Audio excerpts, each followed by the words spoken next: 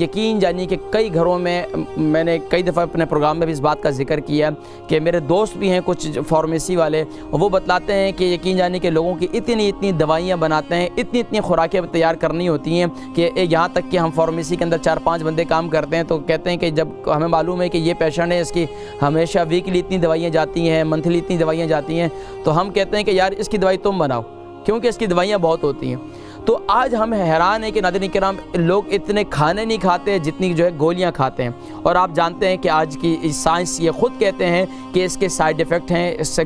یہاں تک کہ ڈاکٹر بھی کوشش کرتے ہیں کہ آپ کو ہلکی سے ہلکی دوائیاں دیں، لیکن اب اس ملک کے لحاظ سے ہماری باڈی اتنی یوزڈ ہو چکی ہے کہ اب ہمیں ہلکی سے ہلکی دوائیاں جو ہے وہ پیراسٹامول تو اثر ہی نہیں کرتی۔ تو اب ناظرین کرام اس کے لیے ہمیں اپنے غذاؤں کو مینٹین کرنے کی ضرورت ہے، ہمیں نبوی تعلیمات کی طرف آنے کی ضرورت ہے، خاص طور پر جس طریقے سے اللہ کے نبی صلی اللہ علیہ وسلم نے ارشاد فرمایا ہے کہ یعنی کہ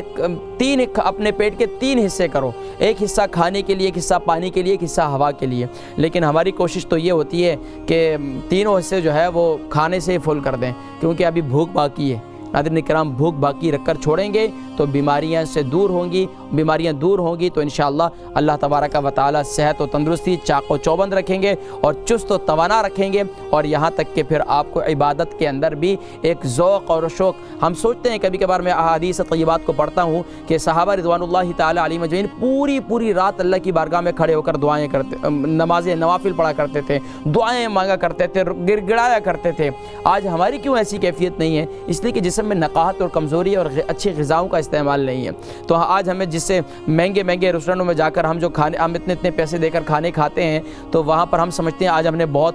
ماشاءاللہ ہیلتھی کھانا کھایا ہے اور آج ہم نے بڑا خرچہ کیا ہے اور بچوں کو بھی بڑا خوش کیا ہے ماشاءاللہ، لیکن میں یہاں گزارش کروں گا بیگمات سے بھی، یہاں میں گزارش کروں گا شوہر صاحبان سے بھی اور سرپرست حضرات سے بھی کہ ماشاءاللہ دیکھیں مجبوری ہے، اب ایسا کوئی گھر نہیں رہا کہ جس میں فاسٹ فوڈ استعمال نہیں کیا جاتا، لیکن کوشش کریں کہ آہستہ آہستہ اسے کم کریں۔ یہ آپ کی صحت کے لیے، آپ کے بچوں کی صحت کے لیے انتہائی مضر ہے۔ اگر آپ اپنے بچوں کو صحت مند دیکھنا چاہتے ہیں، اب ظاہری بات ہے ایک ماحول بن چکا ہے، اس ماحول کے اندر اب بچے بھی یوزڈ ہو چکے ہیں چکن چپس کے اور برگر کے اور ڈونرز کے اور پتہ نہیں نہ جانے کیا کیا بلائیں کھاتے ہیں آج کل، تو اب تو نہ جانے وہ جو ہے یہ